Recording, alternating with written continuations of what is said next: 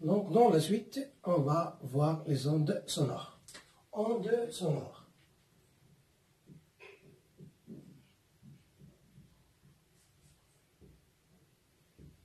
Les types des ondes sonores. On a 3 types d'ondes sonores. Je vais les tracer dans cet axe. 20 Hz jusqu'à 20 kHz. Pour les ondes qui ont une fréquence inférieure à 20 Hz, ce sont les infrasons. Dans cet intervalle-là, on a les sons audibles. Ça veut dire qu'on peut écouter sons audibles. Et au-dessus de 20 kHz, on a les ultrasons. Très bien. Donc, normalement, une onde sonore est due à quoi? Elle est due à la compression-dilatation des couches de matière constituant le milieu de la propagation. Donc, onde sonore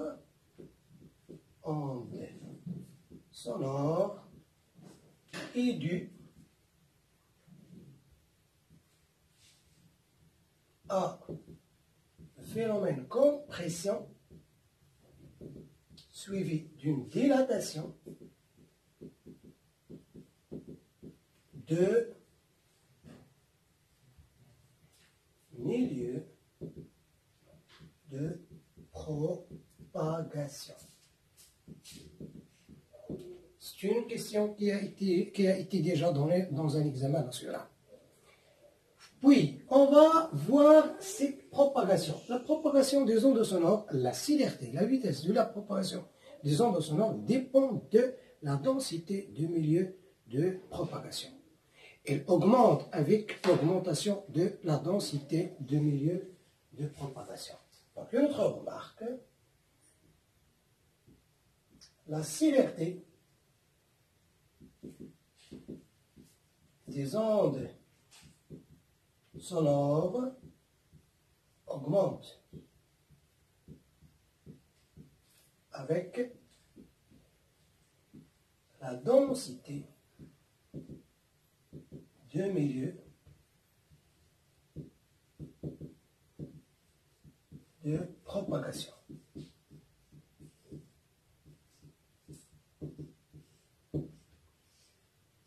Par effet, on a 3 matières, on a 3 natures de matière, gazeux, liquide et solide. On a la densité des gaz, elle est généralement inférieure à la densité des liquides, ainsi que la densité des liquides, elle est en général inférieure à la densité des solides. Pour moi, donc par effet, la célérité V, la célérité des sons dans les gaz est inférieure à la célérité des ondes sonores dans les liquides est inférieure, je vais parler maintenant, je vais parler que des métaux, inférieure à la célérité de l'onde sonore dans un métal. Quel est le facteur qui intervient ici? C'est la densité. Si on me donne une question calculée, c'est une question qui se pose généralement.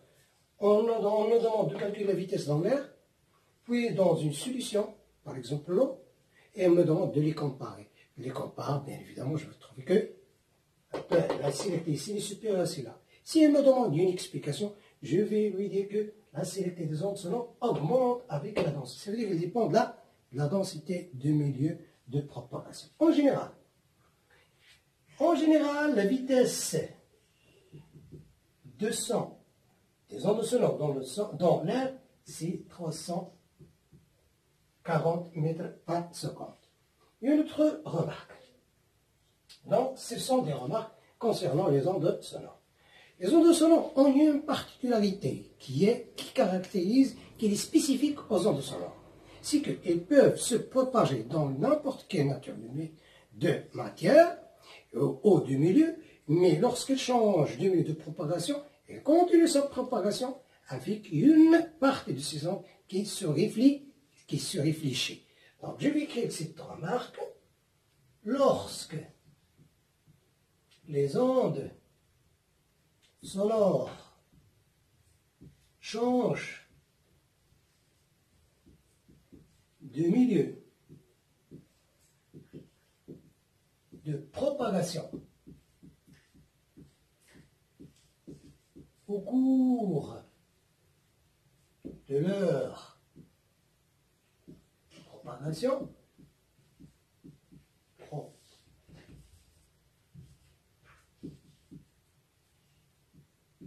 elle continue de se propager et une partie de ces ondes se réfléchit. On parle de phénomène d'écho. Ça, il s'appelle phénomène d'écho. Je vais prendre exemple. Une personne qui lance une voix devant une montagne. La voix de cette personne va bien évidemment se propager dans l'air. Voilà l'air, et voilà solide. Au point d'un, le point d'un de transition, l'air solide, il va continuer sa propagation, mais avec une partie qui se réfléchit. La même chose ici, lorsqu'il va franchir l'air de l'autre côté, une autre partie, elle va se réfléchir. C'est le cas-là qu'on voit lorsqu'on est devant une montagne, on lance une voix, elle se propage un certain temps, on reçoit la réception, le retour de la voix déjà émise. Donc c'est le principe au phénomène d'écho.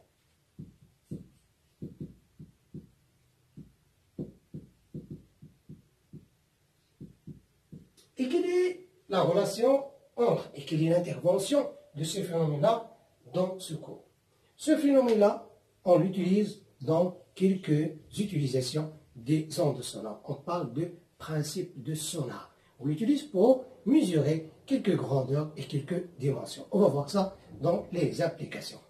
Donc, après avoir vu ces remarques, je vais essayer de classifier ou classer les applications.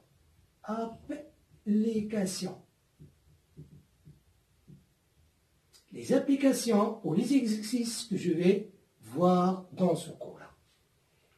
Les exercices ou les problèmes que je peux voir dans la partie ondes sonores sont classés de deux catégories. La première catégorie, ou la première classe, ce sont des ondes sonores qui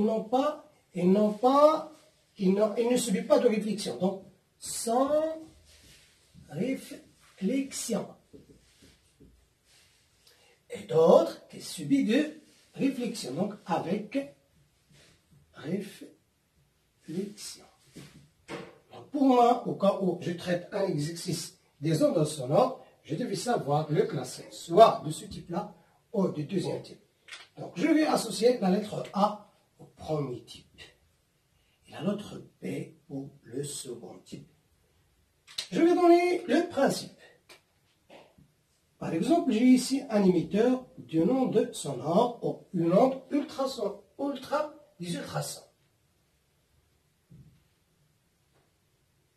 Je vais diviser ces parties. Voilà le récepteur. Donc, dans le cas des ondes qui ne subissent pas de réflexion, j'ai toujours l'émetteur séparé de récepteur. On lance, par exemple, un signal sonore. Elle sera subie par le récepteur. Donc, dans le cas avec, par exemple, j'ai les cas, par exemple, le retard delta t. Je mets ici, j'ai la notion de delta t. L'essentiel, par exemple, je vais calculer cette distance. Pour dCV, c'est la distance parcourue divisée par l'écart de temps, delta t. Et quelle est la vitesse? Ici, par exemple, on travaille dans l'air. C'est VR.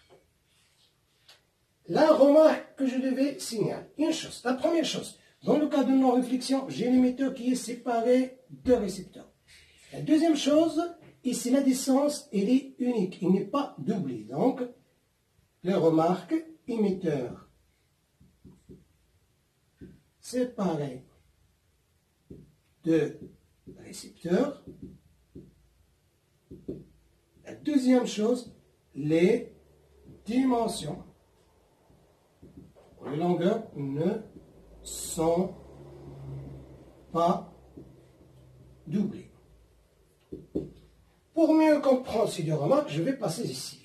J'ai par exemple un cas dans lequel je vais avoir deux réflexions. Donc je vais avoir un obstacle. Ici, on a toujours ce qu'on appelle une sonde. La sonde, il est constitué d'émetteur-récepteur. Donc la première chose, lorsque je traite un exercice dans lequel je parle d'une sonde constituée émetteur-récepteur, donc c'est le cas des ondes avec réflexion. Par exemple, on lance un signal sonore, ultrasonore. Elle va se propager par exemple dans l'air. Lorsqu'elle rencontre cet obstacle-là, elle va continuer sa propagation avec une partie de ces ondes qui se réfléchit. Par exemple, je vais calculer cette distance. L. Toujours G, V, qui est égal T sur delta T. À signaler que le G delta T ça veut dire le retard entre l'émission et la réception, c'est de valeur delta T. V ici égale sur delta T avec D égale à combien? Je passe en bas. Et D, il est combien en fonction de L? J'ai un aller suivi d'un retour. Donc c'est 2 fois L delta T. Donc, en comparant ces deux cas-là, j'ai ici émetteur, il n'est pas séparé de récepteur, il forme un seul bloc, émetteur non séparé de récepteur. Il constitue un seul bloc ou un seul élément. De plus, les dimensions, dans le premier cas, elles ne sont pas doublées. Par contre, ici, un aller suivi d'un retour par l'effet de réflexion, donc les dimensions seront doublées. Les dimensions sont doublées.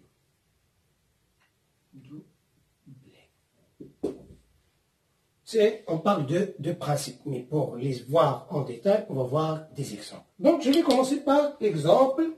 Je vais donner pour ce premier cas 2 exemples. Le deuxième cas, je vais lui aussi donner 2 exemples.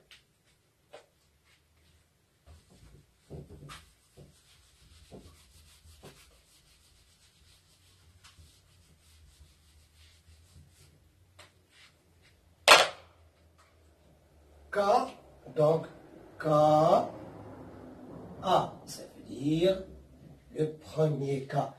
Ça veut dire les ondes sonores qui ne subissent pas de réflexion. Exemple 1.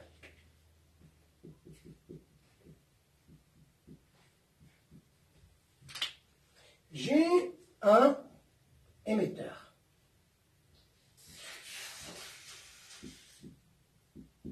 qui émet des ondes sonores. Ces ondes sonores seront reçues par 2 récepteurs qui sont, les récepteurs se sont posés devant l'émetteur R1, R2. Ces 2 récepteurs-là sont liés à un oscilloscope.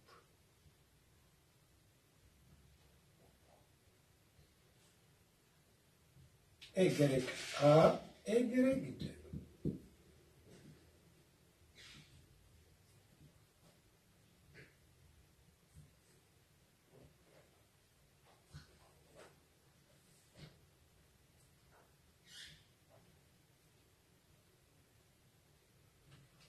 Donc, ici, j'ai un système expérimental constitué d'un émetteur.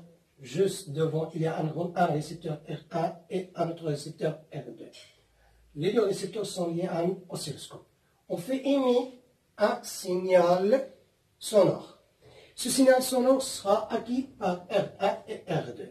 Donc, lorsqu'il sera acquis par R1, elle va envoyer un signal électrique au oscilloscope qui va afficher sur son écran un signal électrique. La même chose pour le deuxième récepteur. On suppose que, par exemple, j'ai eu sur l'écran de oscilloscope ces deux signaux. 1, 2, 3, 4.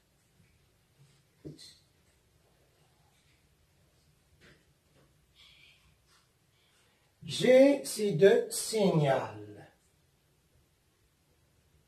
Celui-là correspond au signal émis par R1 et celui-là, c'est un signal émis par R2. Je donne la sensibilité horizontale. Sensibilité horizontale. 1, 2, 3, 4. Donc, je vais mettre 0,25 millisecondes par division. Ici, je vais mettre, par exemple, la distance 34 centimes. Donc, le signal émis par l'émetteur, reçu par R1, R2, l'affichage des signaux est obtenu à l'aide d'un oscillogramme. Je vais maintenant calculer la vitesse de propagation de son dans l'air. Donc, question, calculer.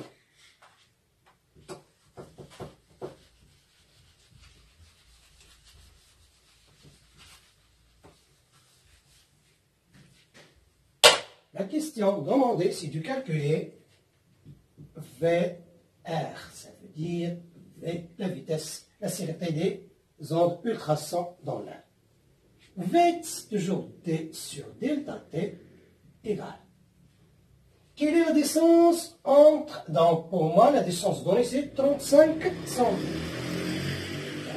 34 centimes, 10 à la puissance à moins 2.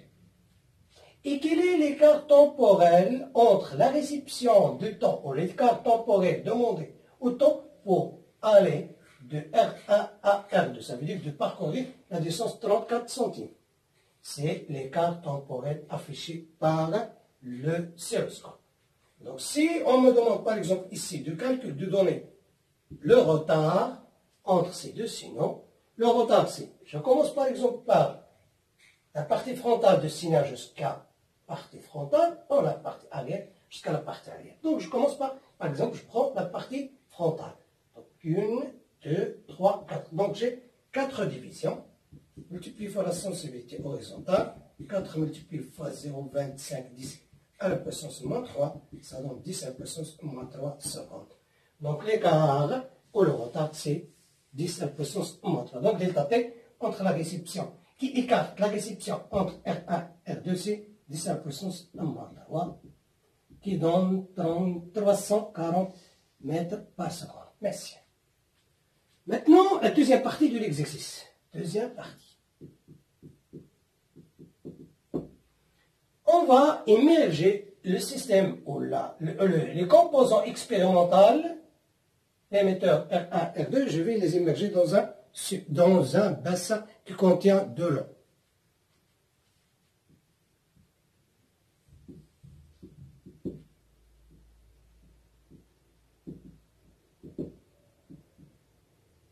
À titre indicatif, les exemples qu'on va voir, ce sont des extraits des examens du baccalauréat. Ce sont des questions qui ont été déjà proposées dans les examens du baccalauréat.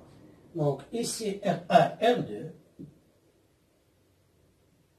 Pour la position, ce sera la même. On n'a rien changé que émerger le système dans l'eau. Ça veut dire la distance a resté la même. Donc, on a ici de l'eau. Ces systèmes-là, bien évidemment, devaient être étanches de telle façon pour éviter leur destruction dans l'eau. Donc, la question demandée deuxièmement Donc, je vais redonner ce que je vais voir dans le oscillogramme. Je vais essayer de reproduire la même forme de oscillogramme.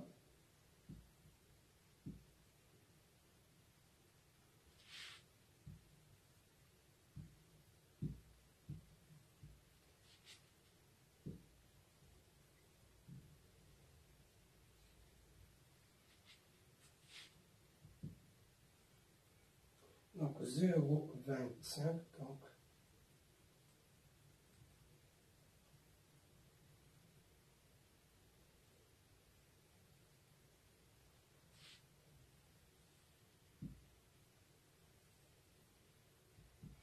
la question demande est comparer, donc deuxièmement, comparer todo le retard pour le deuxième cas avec le premier.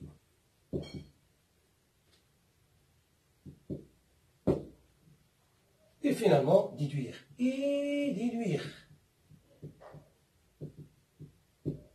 La question demandée, c'est de comparer le retard pour la deuxième expérience par rapport à la première expérience.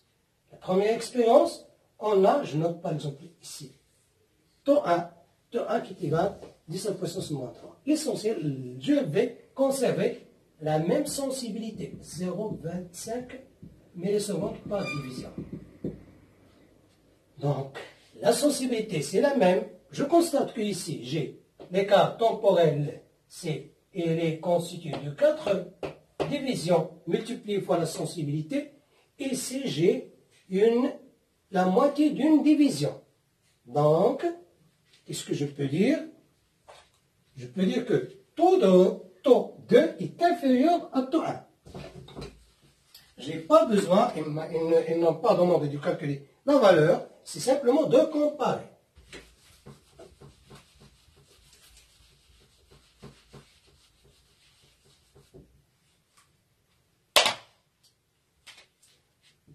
D'après le graphe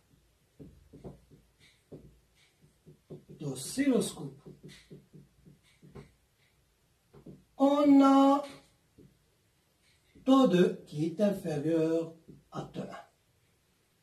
Parce que taux 2 égale 0. Par exemple, la valeur exacte, c'est inconnue, par exemple, égale 0,5 multiplié fois la sensibilité horizontale.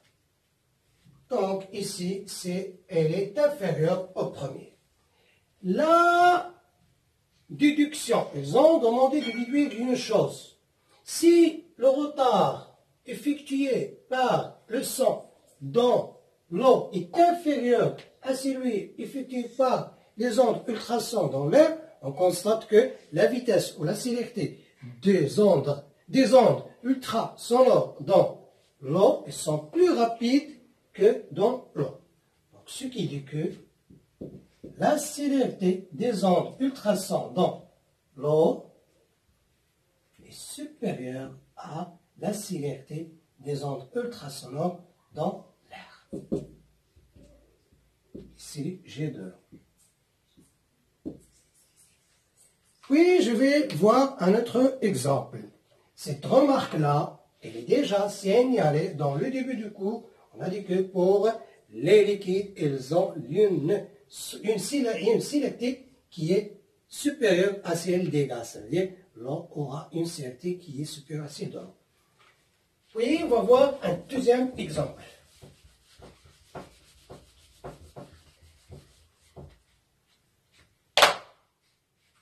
Deuxième exemple.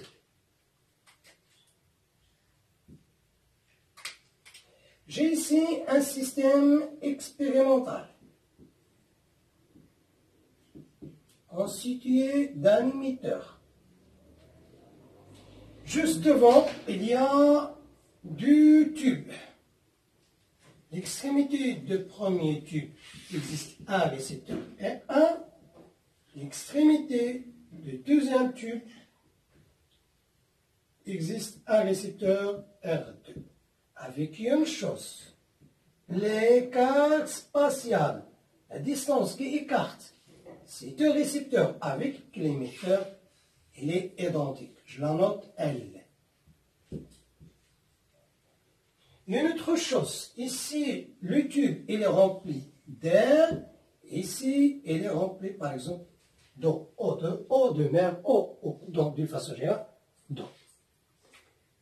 Qu'est-ce qu'on a fait? On change, on émet d'abord, on émet un signal sonore, ultrasonore, par l'émetteur, et on calcule, on mesure l'écart temporel entre, ou le retard temporel entre l'écart temporel pour la réception de son par ces deux récepteurs.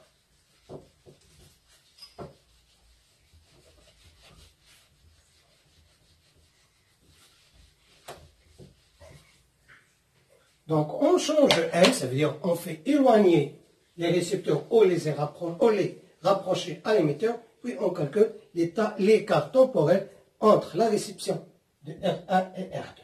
Si on vous demande de quel élément qui va recevoir, le premier qui va recevoir le signal sonore, est-ce que R1 ou R2? Vous allez dire que c'est R2 parce que la célérité des ondes sonores est ici supérieure par rapport à l'R. Donc, R1 sera en retard par rapport à R2. La même remarque qu'on vient de voir ici. Donc, en se basant sur les mesures expérimentales, c'est-à-dire en variant L, qui est en millimètres, on calcule delta T, puis on a tracé, on a obtenu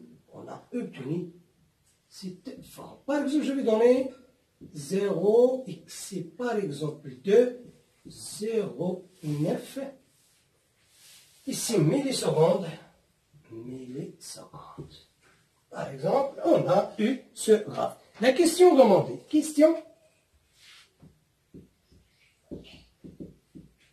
calculer VO en ondes.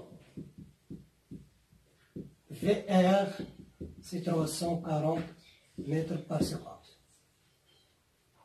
Donc, j'ai le graphe, à base de graphe, et la célérité des ondes ultrasonores dans l'air, je devais calculer VO. Je commence d'abord par delta T. C'est l'écart temporel entre la réception des ondes ultrasonores par le récepteur R1 et R2.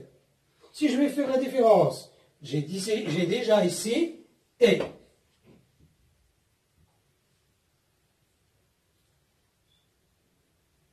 TO, TR. TR qui est supérieur à TO. Donc je vais mettre ici TR moins TO. Parce que dans l'air, il va passer plus de temps que dans l'eau. Puis je vais chercher l'expression de TR. GVR est égal T sur delta T, qui est égal d'après les consignes mises dans mon exercice L, la distance c'est L. Puis ici, je vais mettre TR.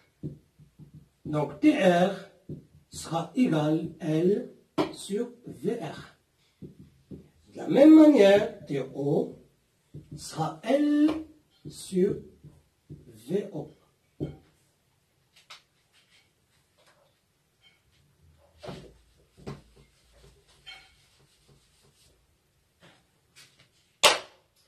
Donc, delta T est égal TR moins TO est égal L sur VR moins L sur VO. Je factorise par L et j'aurai L facteur V, 1 sur VR moins 1 VO. J'ai ici l'expression finale qui rassemble delta T, l'écart L et ces deux célérités. Je vais lier cette équation avec le graphe. Graphiquement, on a delta t qui est égal à quoi? K fois L. Donc j'ai ici cette équation qui s'écrit mathématiquement une constante multipliée par L. Avec K, donc je compare, je mets ici 1 et 2. D'après 1 et 2, je delta t, L, donc le coefficient directeur de cette droite, égale à cette différence. 1 VR moins 1 sur VO. Est-ce que K est calculable? Oui, il est calculable. C'est facile de calculer K. Donc je vais le laisser à la fin. Maintenant, je vais développer mes calculs. Parce que je cherche VO. Donc, je fais passer VO ici et K de l'autre côté. Donc, j'aurai 1 sur VO qui est égal à 1 sur VR moins K.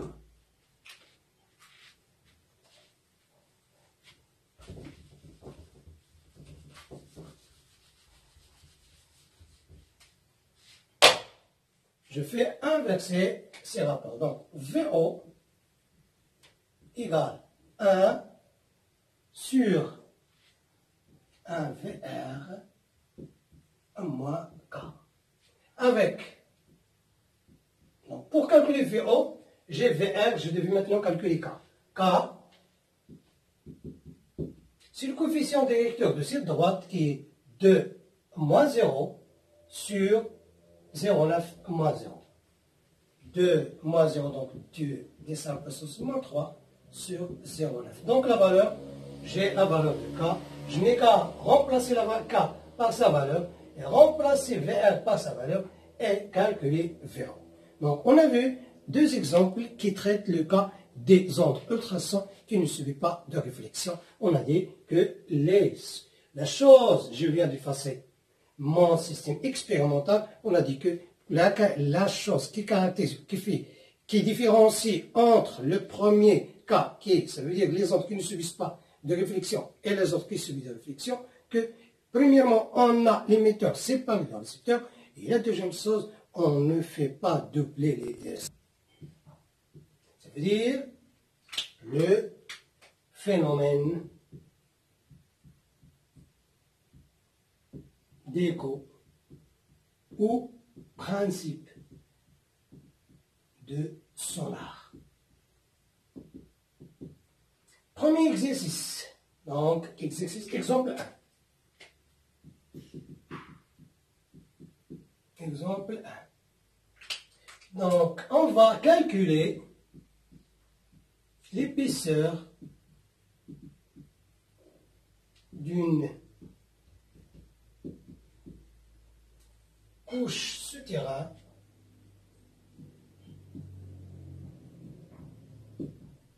par exemple, souterrain de pétrole, par exemple.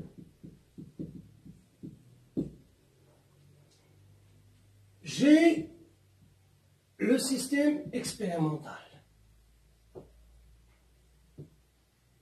J'ai ma sonde constituée émetteur-récepteur. Ici, j'ai la couche souterraine de pétrole. On fait envoyer le signal sonore, par exemple ici il est vide, pas d'obstacle. Au cours de l'envoi ou la propagation de l'onde sonore, lorsqu'il perpétue la surface supérieure de pétrole, elle va continuer sa propagation avec une réflexion vers la sonde. Voilà la première réflexion. Puis il va continuer jusqu'au fond. Lorsqu'il change de milieu de propagation, par exemple, ici il y a du soleil, donc il subit une autre fois à une réflexion. Donc, deux réflexions. Donc, par exemple, je vais mettre ici la surface A, et ici, la surface supérieure c'est A, la surface inférieure B.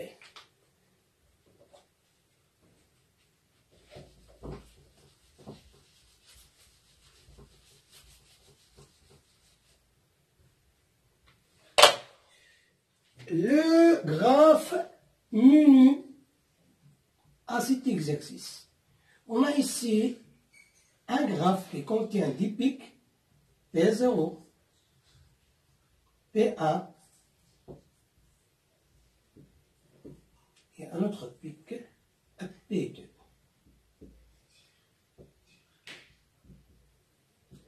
Je note ici T1, T2, puis 0. La question demandée, c'est de calculer l'épaisseur. Pour pouvoir calculer l'épaisseur, je vais ici, en brouillon, de lier ce graphe-là avec ce graphe qui contient les pics. Le premier pic, P0, il désigne la réception d'un signal. Ce signal-là, il correspond à l'instant t égale à 0. Donc, le signal reçu par R à l'instant t égale à 0, c'est le signal émis par l'émetteur. Très bien. Donc, on passe, donc par exemple, je vais mettre ici M, le point M, correspond au point M. Ou l'origine, au lieu de mettre M, je mets origine. L'origine de les ondes ultrasonores. Ma onde se propage dans l'air. Elle arrive au point de transition entre l'air et le pétrole. Donc, elle va se réfléchir. Donc, ici, la réflexion, c'est la réflexion du signal réfléchi au niveau du point A. Donc, T1, c'est la réception du signal réfléchi au niveau du point A. Puis la suite. On a dépassé cette phase, nous sommes arrivés dans la partie inférieure. J'ai ici une autre réflexion. Donc le signal reçu, c'est un signal réfléchi au niveau du point B. Le signal reçu à l'instant T2, c'est le signal réfléchi au point B. Maintenant, je vais essayer de mettre les distances. Ils m'ont demandé de calculer U. U, ça reste entre A et B. D'accord. Une chose, pour le signal, normalement, pour que le signal par d'émetteur est revenu vers l'émetteur, récepteur, il devait faire un aller et un retour. Ça veut dire entre l'écart temporel existant entre la réception du signal réfléchi au niveau du point A et le signal réfléchi au point B, j'ai 2 fois E. Ici, les distances sont doublées. Je vais maintenant, étant donné, je savais que l'écart temporel entre T1 et T2 correspond à un déplacement de l'onde sonore en aller, suivi d'un retour entre les points A et B. Ça veut dire que j'ai une U pour l'aller et une autre E pour le retour. Donc j'ai 2 E. Donc maintenant je vais faire V pétrole, parce que la propagation entre les points A et B s'effectue au niveau du pétrole, égale d'une façon générale T sur delta T. D, c'est combien de E? C'est 2 fois E. Delta T, c'est T2 moins T1. Ce qui signifie que 2E égale V pétrole multiplié fois T2 moins T1. Donc E égale V pétrole multiplié fois T2 moins T1 sur 2. Vous allez constater ici que la distance est doublée. Je vais voir un autre exemple. Exemple 2.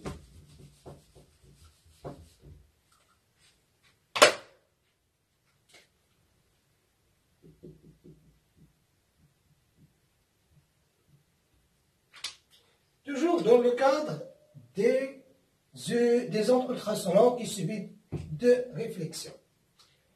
Si un système expérimental constitué d'une sonde composée d'un émetteur-récepteur utilisé pour mesurer l'épaisseur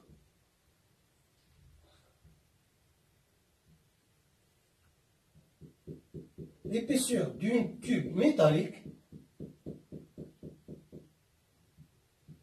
voilà E, et son diamètre intérieur. Voilà une tube métallique.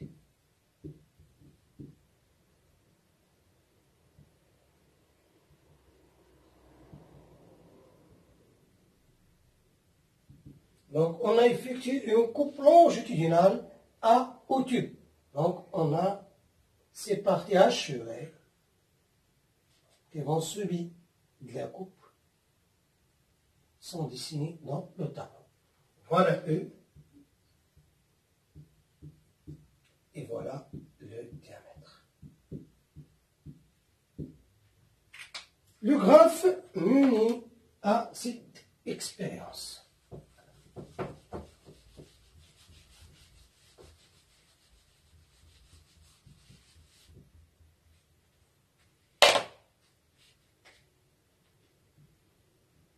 Je le représente sous forme des pics. Par exemple, j'ai un pic P0,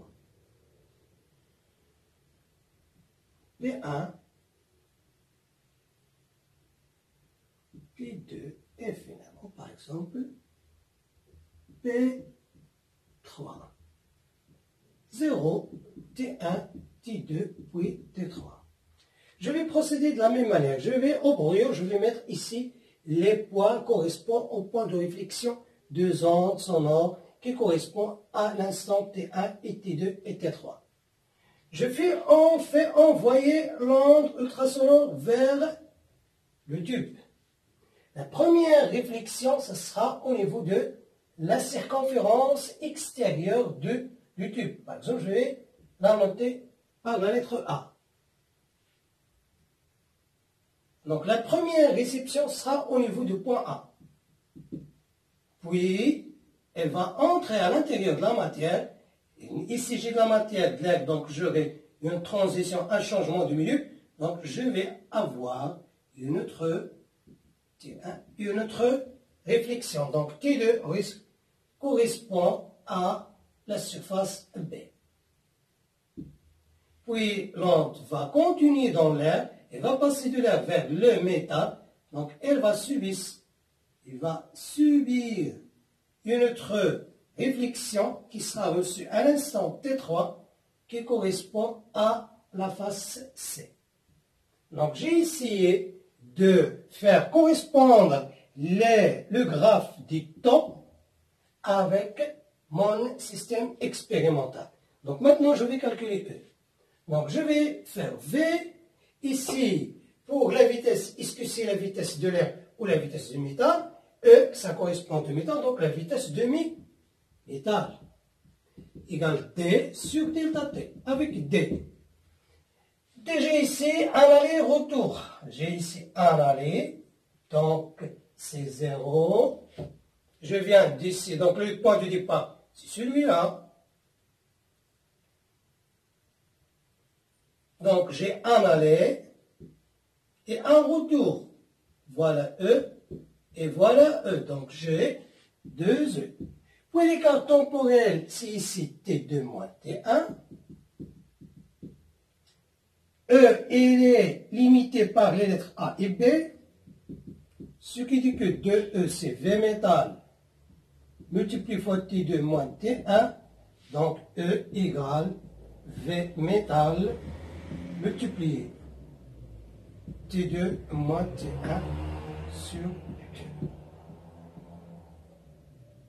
Pour le diamètre, je ne vais plus travailler avec la vitesse du métal, mais je vais travailler par la vitesse de l'air, parce que l'air se propage à l'intérieur du tube dans l'air. Toujours c'est la distance parcourue par le temps, avec la distance elle est située entre C et B, avec un aller suivi d'un retour. Donc, 2 fois, donc je vais mettre ici, là, par exemple, grand D. Donc, entre B et C, un aller-retour. Donc, j'ai le double du D, donc du D, sur T3 moins T2, ce qui dit que D égale VR multiplié fois T3 moins T2, tout sur 2. Donc voilà le dernier exemple.